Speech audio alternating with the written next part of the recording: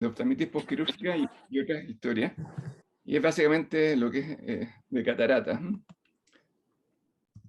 Entonces, siempre me acuerdo este mono equino, que cada vez el error humano es menos considerado por los pacientes. Tenemos que acudir a la perfección, pero siempre nuestros errores pueden llegar a consecuencias graves. Entonces, es una complicación muy infrecuente, pero es desastrosa. Endoftalmitis en general, el término endoftalmitis se habla cuando hay una infección bacteriana o micótica. Esto también sabemos que la parasitaria también uno habla se podría hablar de una endoftalmitis, pero básicamente este término de inflamación intraocular por bacteria micótica es endoftalmitis, y si no hablamos de uveitis. En general el pronóstico visual es pobre, o sea, mayor del 50% va a tener una UESA mejor de 20-40, un tercio menor de 20-200, y siempre lo considero como un tiburón que nos puede acechar en cualquier momento de la cirugía, si no nos damos cuenta. El objetivo de esto es tener las pautas de prevención, lo más que se puedan, porque siempre va a haber algo que va a estar fuera de nuestras manos. Pautas de cataratas sin gotas, que es el drop-free techniques, que lo encontré bastante interesante, y algo de historia de nuestro servicio que también encontré bastante interesante. Es una ocurrencia rara, de 0,03 a 0,2%. El año 2013 se asoció en Estados Unidos aumento de la incidencia de 0,05 aumentó a 0,29, y esto se le asoció a las incisiones por córnea. Nuestra epidemiología, busqué el 2020, que tuvimos pocas cataratas, y lo que encontré yo, pero tuve problemas con los registros, fueron 1.355 cataratas y no se encontró endoftalmitis, me podrán decir lo contrario. Sin embargo, llamó mucho la atención que en el 2020 hay un libro, hubo 4 endoftalmitis por vitrectomía y una por Avastin, que eso ameritaría otra reunión clínica. ¿Por qué pasó esto? Los síntomas, la aparición más frecuente de 3 a 5 días en el postoperatorio. El síntoma más importante y cardinal, y siempre le digo a los pacientes, la baja visión. El 94%, lo primero que siente es la baja de visión. Después el ojo rojo, el 82%, dolor es muy importante. Y hay signo claro que si hay dolor, ojo rojo y edema palpebral, eso es endoftalmitis, así que hay que tratarlo inmediatamente como endoftalmitis. Y los signos, tenemos células, fibrina y hipopio. El componente de la vitreitis es muy importante, y la retinitis, si es que logramos ver el fondo de ojo de diagnóstico. Y esta respuesta que tenemos va a ser muy dependiente del patógeno. Y tenemos nuestro diagnóstico diferencial, que es el TAS, síndrome tóxico del segmento anterior, que es a diferencia de la endoftalmitis, tiene una aparición precoz de 12 a 24 horas después de la cirugía. Generalmente la pupila no es reactiva, una reacción de cámara anterior moderada severa, la presión importantemente está elevada en estos casos, y no hay compromiso vitrio, no hay compromiso de retina. Ante la sospecha de un TAS, tenemos que hacer un seguimiento muy cercano a nuestro, dar corticoides horario y ver la evolución 12 a 24 horas, y ahí definir las conductas. El patógeno, como ya les mencionaba, nos va a dar mucho el pronóstico. Los estafilococos gram positivo, coagulasa negativo tienen un buen pronóstico, y de los peor pronósticos es un gran positivo el streptococo hemolítico, virions, el aureus, el enterococo, el neumococo, los gram negativos. Si los cultivos salen negativos, es un factor de pronóstico positivo, porque significa que hay poco germen y que no es tan virulento. Factores de riesgo.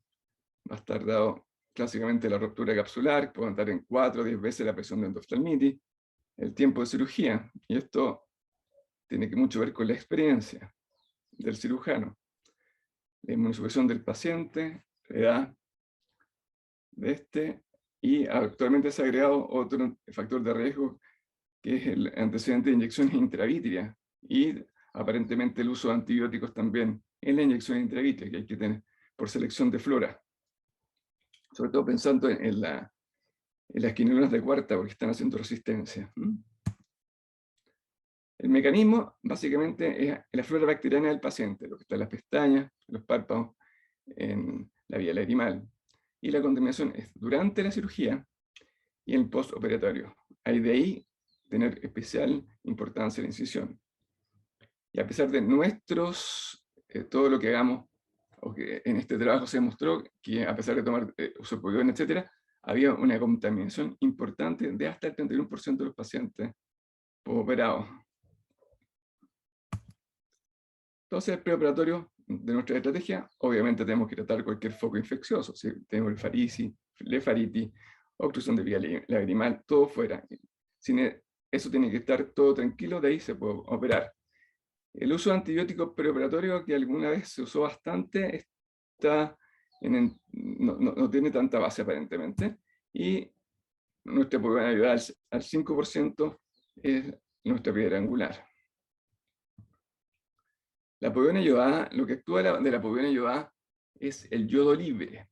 Aproximadamente el 10%, si tiene la povidona iodada un 10% de concentración, el 1% es yodo libre. ¿Por qué se ocupa por povidona? Porque el yodo libre es muy tóxico. Oxida e inactiva los componentes celulares y no hay resistencia. Y acá observamos que el tiempo de actuar es 3 minutos de la povidona. En realidad, desde el primer minuto ya empieza a actuar bastante. El tiempo total es a 3 horas. Digamos, esto en piel, en la conjuntiva, como la lavamos, no es así. Y hay que recordar que retrasa el crecimiento de tejidos de granulación. Entonces, la recomendación va a ser la povidona iodada del 10% de la piel y la del 5% de la conjuntiva. Detalles de esto, sabemos que muchas veces ocupamos la del 10% de la conjuntiva en el ojo y en realidad no hay tanta epiteliopatía, pero sí está descrita que sobre el 5% hay destrucción, daño tóxico por la povidona, pero es perfectamente aceptable. O sea, si no tenemos 5%, ocupamos el 10% al fondo de saco. Y lo otro, que el estar diluyendo la del 10% al 5% no es lo más adecuado. Eso libera el yodo libre. Entonces, puede ser que al final del rato no tengamos yodo libre se vaya inmediatamente el yodo y pierda efectividad la povidona. Así que tiene que estar hecha al 5%. Dejarla actuar por 3 minutos. Los antibióticos preoperatorios frente a un adecuado uso de la povidona no son necesarios. Y hay que tener cuidado con los geles anestésicos que antes hemos ocupado algunas veces. El gel anestésico usado antes de la povidona iodada impide que ésta actúe. Entonces se asoció a un aumento de endoftalmitis. Y en caso de haber alergias, considerar que son infrecuentes el uso de clorexidina en forma acuosa al 0,1 o al 0,05%. En intraoperatorios, considerar que las pestañas y ojalá todos los puntos lagrimales estén cubiertos. Y importante la incisión. Tenemos distintos tipos de incisiones. Antes se hacían mucho en 3 planos, ¿no es cierto? Con un cuchillete distinto, una incisión de 1 milímetro perpendicular a la córnea, y hacer 3 planos, pues se ha tendido a hacer 2 planos, incisión recta, y después inmediatamente cruzar hacia el centro de la pupilar, y también se optaba por hacer una de tipo cuadrada, ¿no? O sea, que sea de un plano pero cuadrada. Lo importante es que esta tiene que ser estable y tiene que ser hermética, pensando en el postoperatorio. Cualquiera de las 3 están bien, siempre que sean estables y herméticas. Veamos enfrentamiento. El antibiótico intracamerular, el cefuroximo. El típico estudio del 2007 fue un estudio multicéntrico en Europa de 16.603 pacientes y que tuvo incidencia de endoftalmitis de 0,31% de no tratados versus 0,073%. 5 veces más. El estudio no se alcanzó a terminar. Querían tener más pacientes, lo suspendieron por la tanta tasa de endoftalmitis de los tratados versus los no tratados. Y siempre ha sido una crítica la alta tasa de endoftalmitis, y en este caso Los antibióticos tópicos no eran quinolonas de cuarta, sino fueron quinolonas de tercera. Esa fue otra crítica que tuvo el trabajo.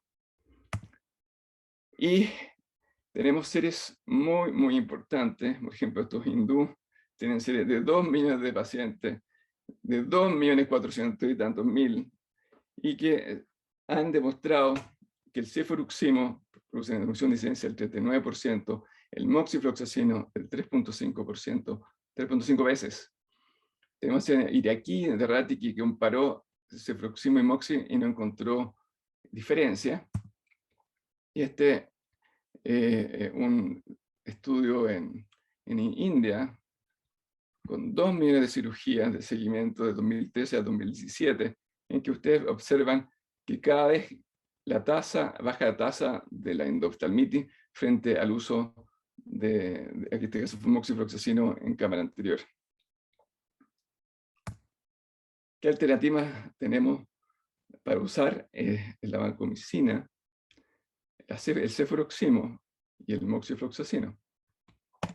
En el primer caso, la vancomicina tiene un excelente espectro, mata todo. Hasta el 2014 se usaba muchísimo en Estados Unidos, lo usaban mucho en el suero, también al final de la cirugía. Y en ese año se presentaron 2 casos de vasculitis retinal oclusiva retinal, que se asoció a la vancomicina, y que eran 2 casos terribles con tendencia a la bilateral y a la ceguera legal. Una hipersensibilidad tipo 3 que empezaría a la primera semana, después del 2017 ya se juntaron más casos, fueron 26 casos, pero es una entidad extremadamente rara. Consideremos que en Estados Unidos se operan 3 millones de pacientes al año. Entonces la baja es realmente una cosa muy rara. Sin embargo, esto, al tener cualquier de estos riesgos, sea el desuso de la vancomicina, ha sido total. ¿Qué otras posibilidades tenemos? El cefuroximo, que es la elección en Europa. Tenemos un preparado comercial, que es el Procam, que creo que no ha llegado. Que la recomendación es usar estos preparados comerciales porque puede hacer toxicidad cuando se ocupan dosis mayores. Y no es tan efectiva con el gram negativo, pero la experiencia europea demuestra que es muy, muy útil. ¿Y qué pasa? La otra experiencia es el moxifloxacino, que es una fluoroquinolona de 4ª generación. En el 2003 empezó a ser el uso oftálmico, es de amplio espectro. Se han descrito últimamente bastante resistencia, pero se dice que cuando se usa intraocularmente, la concentración es 10 veces más que la concentración inhibitoria mínima, así que usarla en intracamerular prácticamente no hay resistencia. Hay un preparado comercial que es la Uromox, que me parece que tenemos en Chile. Sin embargo, esto es la prensa de Estados Unidos, ellos tampoco tienen y han usado el Vigamox en mucha frecuencia. Consideramos el Vigamox, según la casa, no tiene preservantes, el doctor Slamni me dio a entender que si eran de sales. 0,1 cc son 500 miligramos, dosis mayores de 500 microgramos, perdón. Podría producir daño endotelial. Su uso es off-label y hay una recomendación de diluirla al menos en 0,5 cc. Nosotros en el servicio no tenemos el Vigamox, pero tenemos el moxifloxacino hindú. Y si uno analiza el efecto junto al doctor Klage, es exactamente el mismo que el Vigamox. Este fue el que ocupamos nosotros. Entonces, al final de la cirugía estándar, hacemos la ecuación de la paracentesis con la solución. Lo que está escrito que el moxi en la córnea duraría 24 horas. Y posteriormente a esto, hacemos un lavado, ojalá con 0,5 cc de la solución dentro, de tal manera que eliminamos todo el humor acuoso y dejamos en nuestro antibiótico. ¿Qué más hacemos? Estamos en la técnica de catarata sin gota, es la triamcinolona en el postoperatorio. Hay gran evidencia en su uso. Se ha usado en forma posterior en diabetes conjuntival, y en general con dosis baja y alejado del limbo no tiene mucha complicación. Nuestro gran fantasma es la hipertensión. Entonces, nosotros, ¿qué estábamos haciendo? Usamos uso subconjuntival en el sector inferior, 4 miligramos, que es 0.1 cc, y alrededor de 9 milímetros al limbo. Esta es la visión del cirujano, así que siempre a inferior, porque si uno lo pone a superior, por gravedad podría migrar acerca del limbo, y sabemos que produce hipertensión, que es bastante difícil de manejar y hay que ir a retirarlo, si es que no nos pasara eso. ¿Qué va a estarle contraindicado?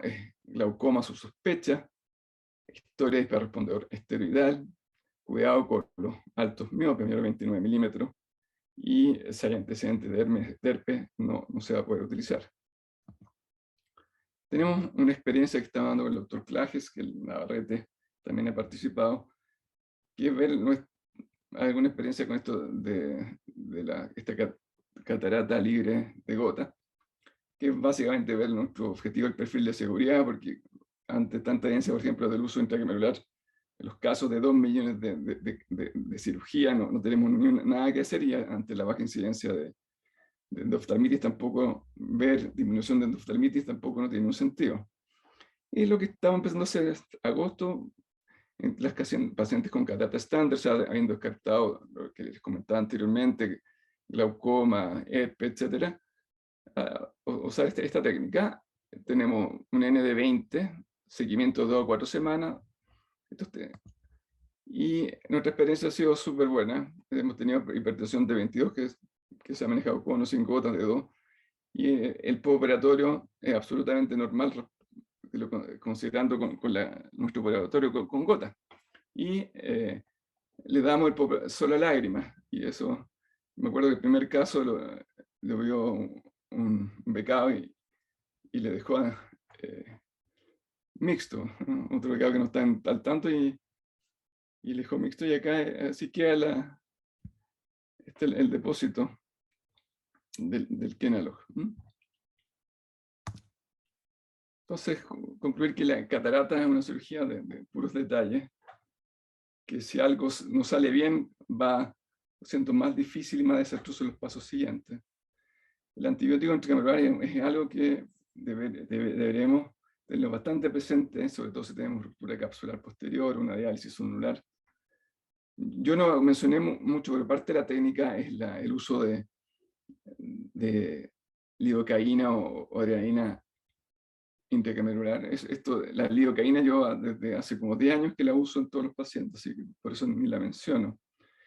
Y tiene la ventaja, sobre todo en nuestros pacientes añosos, pacientes hospitalarios, de que les cuesta hacer el tratamiento con las gotas.